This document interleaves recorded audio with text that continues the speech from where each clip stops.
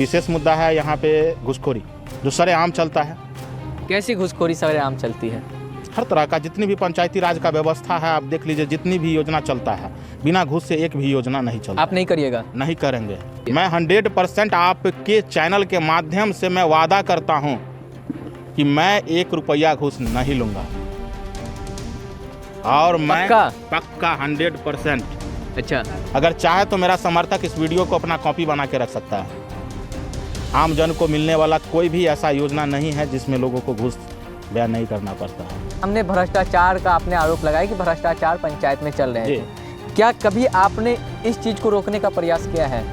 देखिए, रोकने का प्रयास करने से क्या होता है, अगर सिस्टम ही गंदा हो तो मजबूरी होता है, लोगों को दे देता है पैसा और खुलेआम है कि चल रहा है। जीतने के बाद आप भी उसी सिस्टम का हिस्सा बने। शौचालय सरकार ने दिया, लोगों के यहाँ शौचालय का पैसा भी आया, लेकिन पैसा जितना सरकार भेजा उतना पैसा पब्लिक को प्राप्त नहीं हुआ, जिस कारण से या तो शौचालय बना नहीं और बना तो ध्वस्त के करार पे चला गया।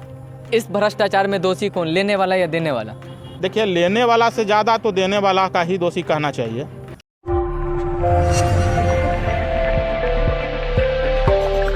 त्रिस्तरीय पंचायत चुनाव के तहत केवटी तथा जाले में नामांकन का दौर जारी है और अभी हम मौजूद हैं पैगंबरपुर पंचायत में। हमारे साथ है मौजूद मुखिया प्रत्याशी जो अभी अपना नामांकन करवा कर आए हुए हैं और हम जानते हैं, क्या नाम हुआ आपका? राजेश कुमार साहू। क्या कुछ कहेंगे, किस संकल्प के साथ नामांकन करवाए हैं अपना? नामांकन तो मेरी पत्नी कराई है, श्रीमती किरण देवी, और संकल्प रहा तो संकल्प, पहला संकल्प है भ्रष्टाचार, दूसरा उसको ख़त्म करना, भ्रष्टाचार को ख़त्म करना, ये मेरा सबसे बड़ा संकल्प है। और इसी संकल्प में सारा वर्क आ जाता है, क्योंकि विशेष मुद्दा है यहाँ पे घूसखोरी, ठीक है, जो सरेआम चलता है। और कैसी घूसखोरी सरेआम चलती है? हर तरह का जितनी भी पंचायती राज का व्यवस्था है आप देख लीजिए, जितनी भी योजना चलता है बिना घूस से एक भी योजना नहीं चलता। आप नहीं करिएगा? नहीं करेंगे।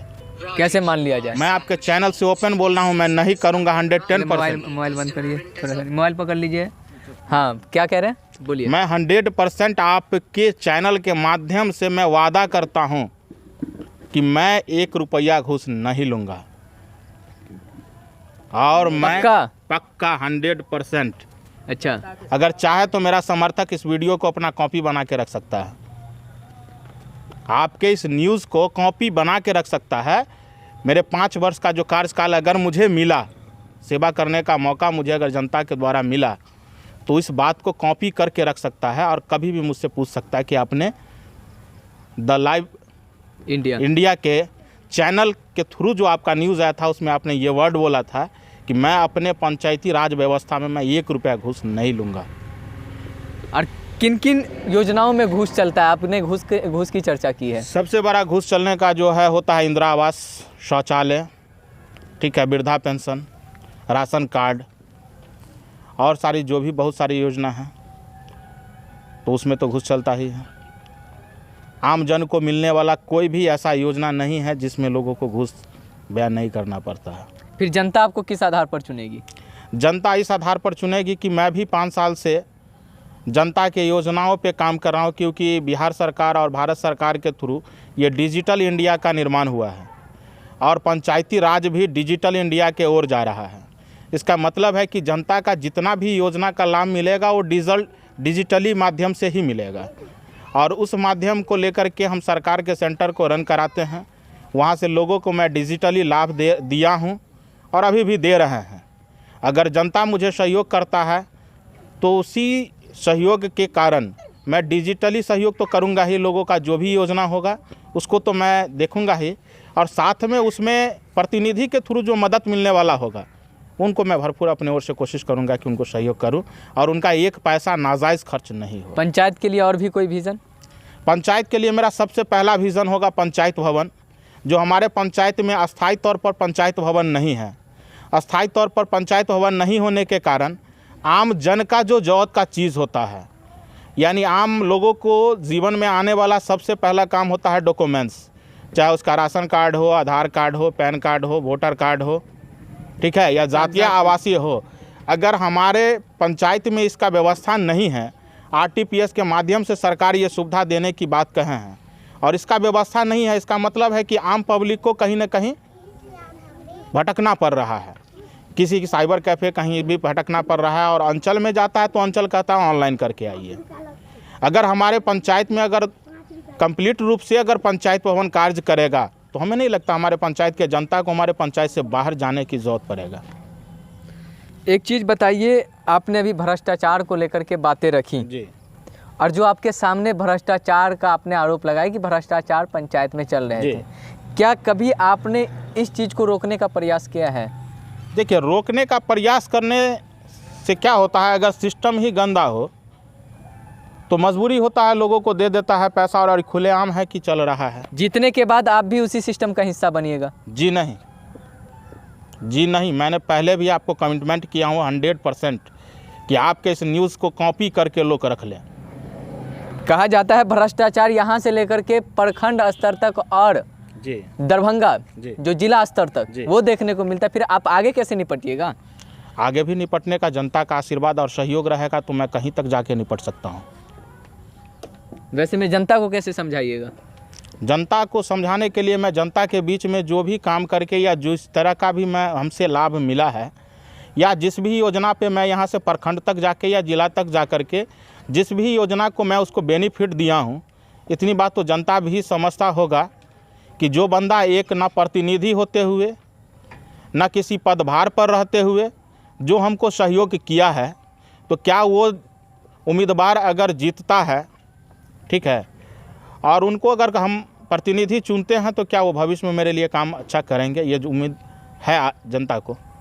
आपके गांव में आते वक्त हमने एक बात नोटिस की है, जी। जब आ रहे थे सड़क के किनारे से तो सड़क के किनारे पे शौचालय मिला जी जो, उसके बाद जब हम चौक पर पहुँचे जी तो वहाँ पर एक बड़ा सा बोर्ड मिला जी जहाँ पर ये लिखा हुआ था कि खुले में शौच मुक्त करना है, इस तरीके का जो समाज को जागरूक किया जाता है। जी। जहाँ उसी गांव में एक बड़ा सा बोर्ड एक जागरूकता अभियान के तहत लगा हुआ है, उसी गांव में सड़क पर शौचालय भी हो रहा है। जी। इसको कैसे रोकना होगा? इसको रोकने के लिए सबसे बड़ा सर, अभी आपने थोड़ा देर पहले ही हमसे क्वेश्चन किया था कि भ्रष्टाचार क्या है। ये जो भी चीज़ देख रहे हैं ना, ये भ्रष्टाचार का अहम रोल है, क्योंकि शौचालय सरकार ने दिया, लोगों के यहाँ शौचालय का पैसा भी आया, लेकिन पैसा जितना सरकार भेजा उतना पैसा पब्लिक को प्राप्त नहीं हुआ, जिस कारण से या तो शौचालय बना नहीं और बना तो ध्वस्त के करार पे चला गया। तो जाहिर सी बात है, आम लोगों का शौचालय बना और एक तो लिमिट फंड मिलता है शौचालय बनाने के लिए, जो एक नॉर्मल शौचालय बन पाता है 12,000 रुपये में, उसमें भी अगर उसका 2,000-3,000 रुपया अगर कमीशन में चला जाए कहीं, तो आप सोच लीजिए कि क्या वो शौचालय कितना मजबूत बन सकता है आम लोगों का। तो कहीं ना कहीं आप ये कह सकते हैं कि ग्रामीण क्षेत्रों में विकास की पहिया भ्रष्टाचार के कारण रुक रही है। जी। और मुखिया प्रत्याशी हैं जी। आपकी पत्नी, जी। मुखिया का चुनाव लड़ रहे हैं। वर्तमान में जो मुखिया थे, आप उनके काम से कितना संतुष्ट रहे हैं? आखिर क्यों आपको ये डिसीजन लेना पड़ा मुखिया चुनाव लड़ने का? देखिए, मुखिया चुनाव और वर्तमान प्रतिनिधि ने जो काम किया है, यहाँ का जनता सरेआम जान रहा है कि कितना अच्छा काम किया है, क्या क्या किया है, ठीक है। हमें अपना सोच लगा कि कहीं ना कहीं कि अपना अगर थोड़ा सा समय अगर खर्च करके जनता के लिए जितना कर रहे हैं, उसमें अगर थोड़ा सा खर्च किया जाए और समय, तो उसके प्रतिनिधि के रूप में भी हम आ सकते हैं और एक अच्छा और ईमानदार प्रतिनिधि मिले, तो हो सकता है कि उसमें लगने वाला जो कमीशन की राशि होती है ना, जो खर्च होता है, उसको ना लिया जाए तो आम जन का वही काम मजबूती के साथ होगा। बहुत लोगों को देखते होंगे कि आप शौचालय मिला, अभी सुनते होंगे, अतः सर ऐसी नहीं है, क्योंकि कई जगह सुने होंगे कि शौचालय में 2,000-3,000 रुपये ले लिया जाता है। अगर इस तरह की कहानी अगर सही है और लेता ही है, तो इसमें देख सकते हैं कि क्या लग रहा है आपको 8,000-9,000 रुपये में कंप्लीट शौचालय बन सकता है? एक चीज़ और जानना चाहेंगे, इस भ्रष्टाचार में दोषी कौन, लेने वाला या देने वाला? भ्रष्टाचार में देखिए, लेने वाला से ज़्यादा तो देने वाला का ही दोषी कहना चाहिए, क्योंकि लेने वाला तो बहुत मजबूर जनता को लोग दोषी होते हैं। ठहरा रहे हैं आप? नहीं, तो जनता तो इसलिए दोषी नहीं है क्योंकि जनता मजबूर है। देने वाला दे तो वही रहा है ना? नहीं, जनता कहाँ दे रहा है भाई? जनता किसी को फंड कैसे दे सकता है? नहीं, भ्रष्टाचार की बात हो रही है।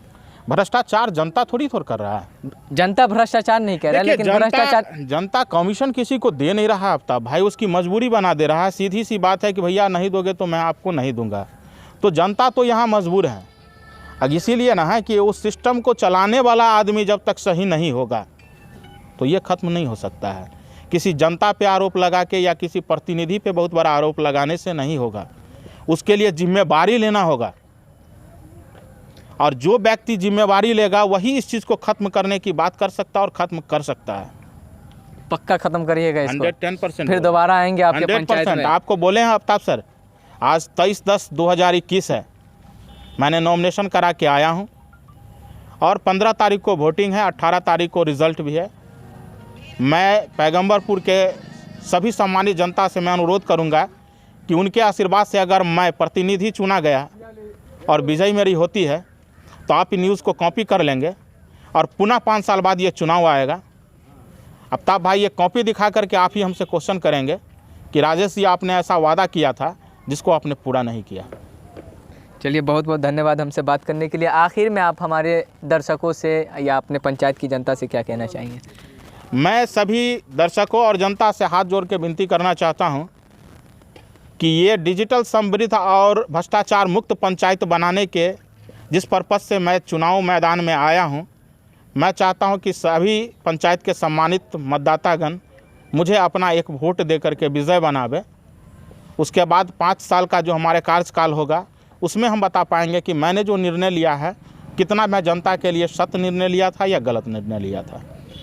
चलिए, बहुत बहुत शुक्रिया हमसे बात करने के लिए। और ये थे राजेश जी, जो पैगंबरपुर पंचायत से मुखिया प्रत्याशी हैं, इनकी पत्नी, और ये हमसे बातचीत कर रहे थे। सबसे बड़ी लड़ाई इनकी जो है भ्रष्टाचार के ख़िलाफ़ है। अब देखने वाली बात है कि भ्रष्टाचार को रोकने में ये कितना कामयाब होंगे। अभी आने वाला वक्त बताएगा। फिर हम आपसे मिलते हैं। फ़िलहाल के लिए बस इतना ही। धन्यवाद।